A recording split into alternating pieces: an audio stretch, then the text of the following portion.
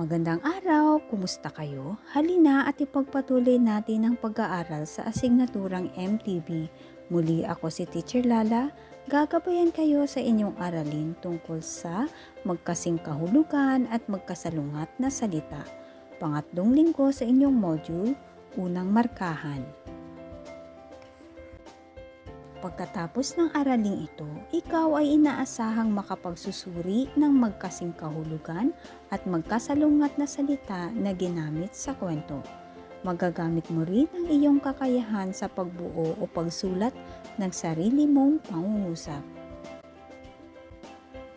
Pakinggan o basahin ang kwento. Barangay Tahimik sa akda ni Julius M. Villanes. Ang Barangay Tahimik ay isang lugar na hindi magulo. Payapa ang kalooban ng naninirahan at tuwina ay nagtutulungan. Malayo ito sa polusyon. Sariwa ang hanging malalanghap dito. Sariwa rin ang mga gulay na galing sa kanilang mga itinanim. Manamis-namis ang isda at iba pang lamang dagat. Kaya naman malulusog ang mga mamamayan ng barangay na ito. Hindi sila masasakitin. Karamihan sa mga nakatira rito ay may malalawak na lupain. Makikita rin ang maluluwang na taniman.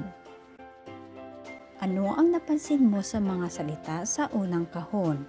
Ano ang masasabi mo sa mga salita sa ikalawang kahon? Mahusay. Itong nasa unang kahon ay magkasing kahulugan at itong nasa pangalawang kahon ay magkasalungat ang mga salita. Ang mga salitang magkasing kahulugan ay mga salitang magkatulad ang kahulugan o pareho ang ibig sabihin. Halimbawa, mabango at mahalimuyak, maganda at marikit.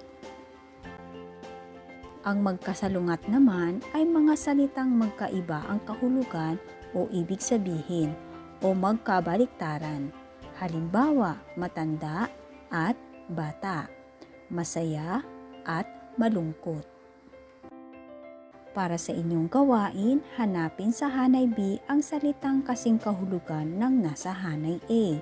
Isulat ang letra ng sagot sa kwaderno.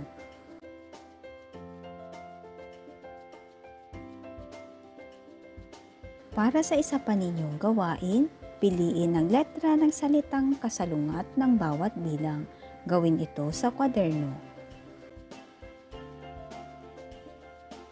Dito nagtatapos ang ating aralin tungkol sa magkasing kahulugan at magkasalungat na salita. Muli ako si Teacher Lala hanggang sa susunod nating aralin sa MTV.